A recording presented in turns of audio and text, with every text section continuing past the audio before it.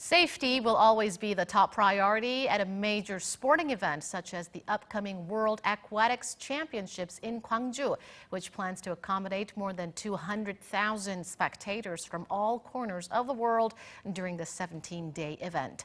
Our Won Jung-hwan at the main swimming stadium for us tonight to tell us more about how the organizers plan to keep everyone safe. When it comes to safety, there are no prizes for second place.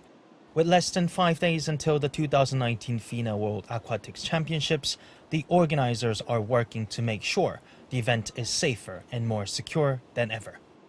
On Tuesday, emergency drills were held at Nambu University Municipal Aquatics Center, the main venue of the 2019 FINA World Aquatics Championships, the first aquatics center in the country to adopt a state-of-the-art automated operating system to ensure the best water quality.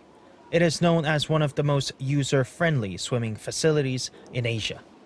Organizers have conducted drills to prepare for any type of safety or security incident that could happen during the global event, which begins this Friday.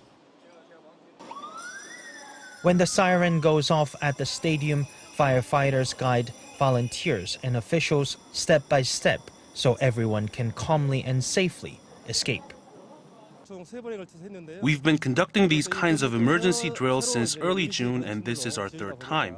Since most of the stadiums built for the championships are new and temporary, visitors and even staff are not familiar with the sites.